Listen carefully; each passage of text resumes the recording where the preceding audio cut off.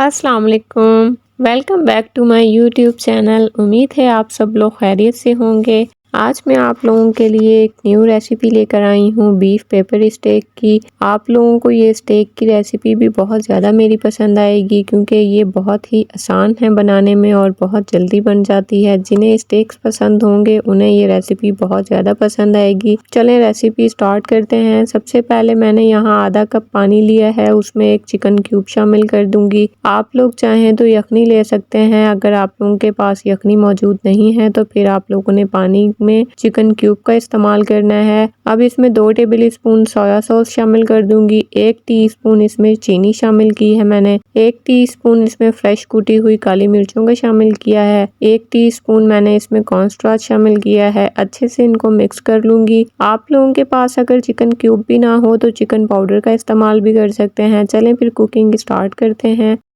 एक पैन में 2 से 3 टेबल स्पून कुकिंग ऑयल शामिल करके उसमें 2 टीस्पून अदरक लहसुन का पेस्ट शामिल किया है। अच्छे से इसको फ्राई कर लूँगी। आप लोगों ने इसका कलर चेंज नहीं करना। 500 ग्राम मैंने यहाँ बीफ लिया है अंडरकट का। आप लोगों ने बीफ अंडरकट का ही लेना है या तो आप लोग किसी टेंडर पार्ट का भी ले सकते हैं क्योंकि ये जल्दी गल जाता है और इसका रेशा जो होता है वो नरम होता है और खाने में भी इसका टेस्ट बहुत अच्छा होता है। अब इसे फ्राई कर लूँगी अदरक लहसुन के साथ।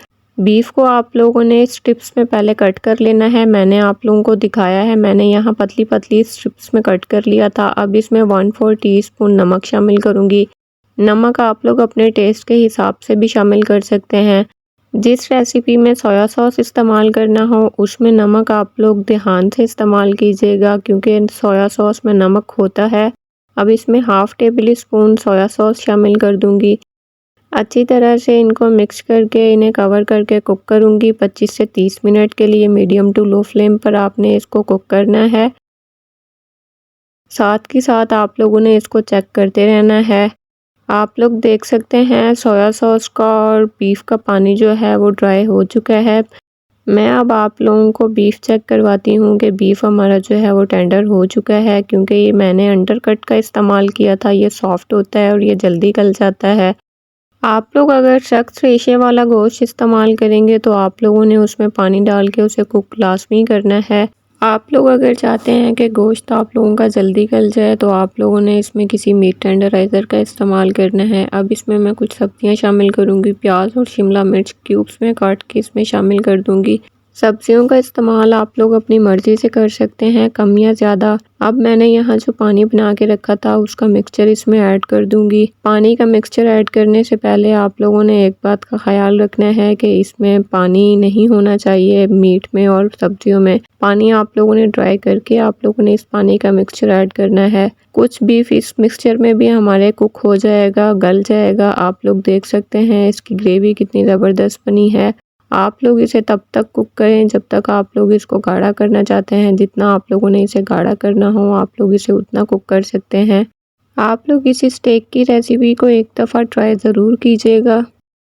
आप लोगों ने अगर मेरा यूट्यूब चैनल अभी तक सब्सक्राइब नहीं किया तो उसे जल्दी से जाके सब्सक्राइब कर लें। बेल आइकन को प्रेस करना मत भूलिएगा ताकि मेरी हर नई आने वाली वीडियो सबसे पहले आपको देखने को मिले। उम्मीद है आपको मेरी सुपर इजी और डिलीशियस ये पेपर स्टेक की रेसिपी पसंद आई होगी। इसे मैंने बहुत ही कम चीज़ों से बनाकर तैयार किया है। वीडियो अच्छी लगी हो तो लाइक और शेयर ज़रूर कीजिएगा अपने फ्रेंड्स में और फैमिलीज़ में। मिलते हैं नेक्स्ट वीडियो में। तब तक के लिए अपना बहुत सारा ख्याल रखिए, दुआओं में याद रखिए। अल्लाह हाफिज़।